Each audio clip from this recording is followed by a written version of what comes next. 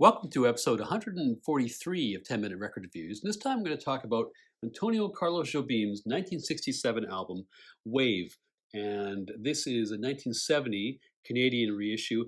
A lot of the later reissues actually had a green filter on the amazing Pete Turner photograph of the giraffe. The earlier releases all have the red cover. This is effectively Antonio Carlos Jobim's worldwide debut album. It is instrumental bossa nova with the exception of one track. And it's all about three things: Jobim's melodies, the brilliant bossa nova playing of the stellar cast in the studio, including Jobim himself, both his piano and his insistent guitar strumming, which are basically the center of each track, and the sophisticated, sympathetic, and importantly restrained production of Creed Taylor. The production and the orchestration on this record will, to some ears, sound a little bit dated, but as one reviewer noted, that's actually kind of the point of this record because it basically takes you to a long ago time and place, amongst other things, inescapably cool. And so it's basically a bit of a time machine. So I've already discussed in a couple of other reviews Tom Jobim's early history of musical development, including my review of Stoneflower, which I recommend if you like this review. But here are the basic highlights. He's born in 1927, and he's born into a prominent and well-connected family in Rio.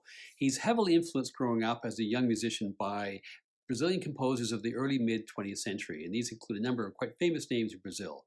Pixinguinha, who, for lack of a better comparison, is kind of the Louis Armstrong of Brazil, basically took folk music and rhythms and popularized them in a musical style called choro. Ari Barroso, a popular composer whose American equivalent might be the Gershwins, and Heitor Villa-Lobos, who was Brazil's most famous classical composer of the early part of the 20th century.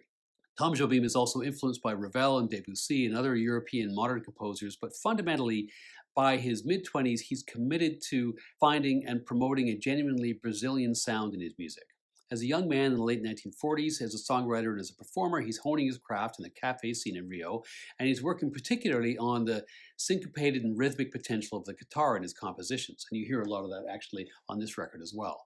He gets his big break in 1956 when he's asked to work with Vinicius de Moraes.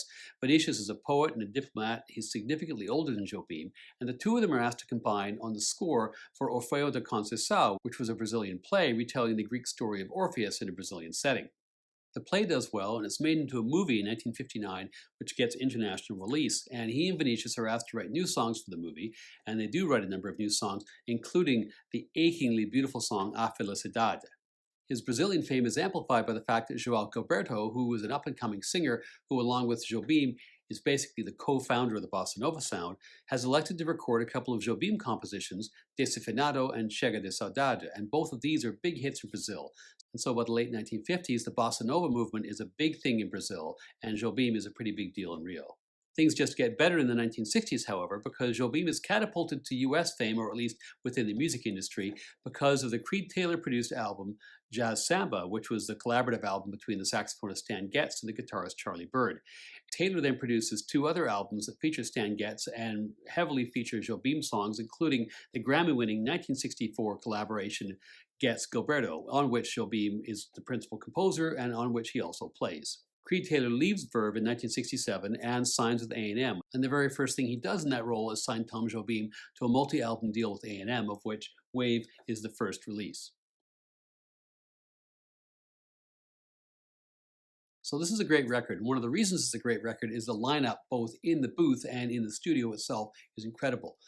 Taylor is a producer, and he, of course, had been so influential in doing a lot of excellent jazz crossover work in the 1960s and would, of course, do a lot more of that in jazz funk in the 1970s. The engineer is the incomparable Rudy Van Gelder, and Klaus Ogerwin conducts the orchestra. There are nearly 30 musicians in this record, and I'll just mention a few of the key ones here. Herbie Green is one of two trombone players, and actually the trombone is maybe the most significant instrument on here after Jobim's piano and guitar. Jerome Richardson plays flute. Joseph Singer is on the French horn. Ron Carter, who gets about a bit in the 1960s, is on bass. And there are three drummers. The two Brazilians are Dalma Murmão and Claudio Sloan, and both of those people had worked with Ogerwin routinely. And the third drummer was Bobby Rosengarten, who was famous at the time for his work on, of all things, The Tonight Show.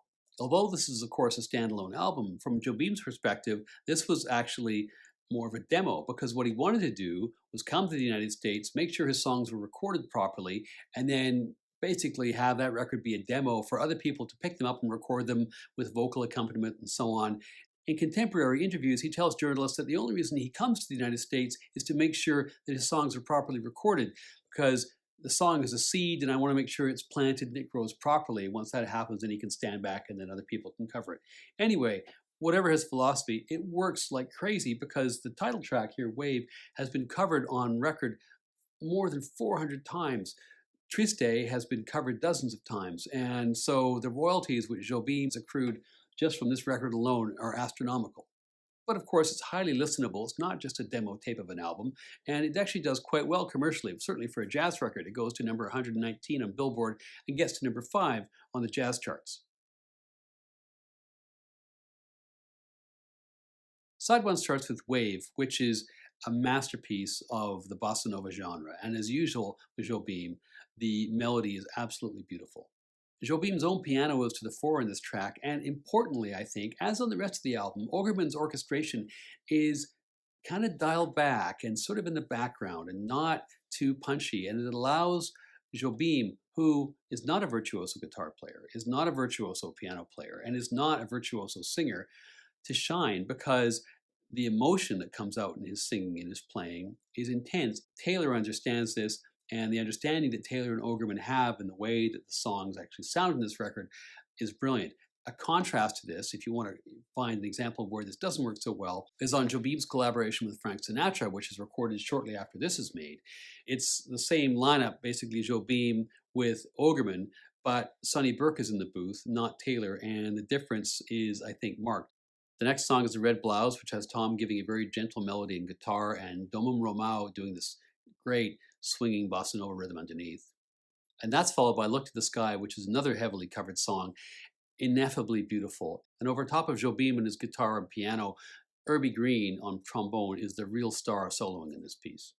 The next song is Battadinha, which is maybe the best example of that urgent, pulsating rhythm on guitar, which Jobim and Gilberto and others had basically perfected as kind of the quintessential sound of bossa nova in the years previous. Side 1 concludes gloriously with Triste, which is one of Jobim's greatest ever melodies. First of all, Tom kind of picks out the melody on piano, and then Irby Green comes in with that urbane sound that he has, and then there's more soloing by Jobim on piano, taking the main theme as a reference point. Beautiful tune, and you can see why it was covered so very many times. Side 2 starts with a short track, Mojave, which is another beautiful, super atmospheric track, and there's a sense of kind of anticipation and excitement that builds through this particular song, accented, I think, by the work of the cellos. That's followed by a real change of pace, Dialogo, which is the first real out-and-out ballad, maybe the only out-and-out ballad in this whole record. Its main distinguishing feature is this really cool kind of interplay, almost a call and answer between the flute and the trombone. I mentioned that Jobim on paper isn't the strongest singer, and the very first and only vocal track of the record comes out next, and that's Lamento. But this is a very beautiful tune. I've mentioned this in other reviews. It's very difficult actually to have an opinion about Jobim as a singer because the sound of his voice is so inextricable from the sound of the bossa nova. And if you love the bossa nova, you love the sound of his voice. I'm not sure how or what the point is of judging anyway. This is spine-tinglingly beautiful. Antigua is the second last song of the album, which has this haunting little melody, and Tom actually plays the harpsichord here. And this track is actually a very big reason why the harpsichord has this kind of vogue in what you might call adult contemporary sounds in the early 70s. The last track is a very memorable track. It's probably the most out-and-out dance track on the whole record. You need your go-go boots and your Mary Quant dress for this one. Irby Green leads a horn section, totally unforgettable melody. Jobim's guitar is, as usual, totally locked in with the rhythm section.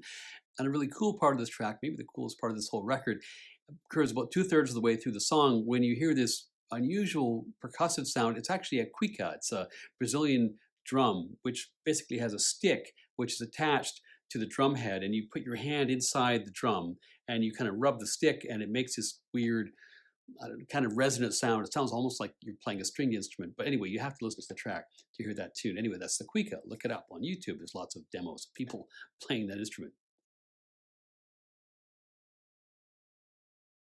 This album is one of the greatest statements of one of the greatest songwriters of the 20th century, not just of Brazil, but I would argue of any country. There are no weak songs, and there are some absolute classics. For some people, the orchestration might be too much, but for the reasons stated before, I can't really agree. I think Taylor and Ogerman get it absolutely right. I think the songs here are so strong they could have overcome almost any kind of orchestration. And for me, this album is 4.5 out of 5 stars.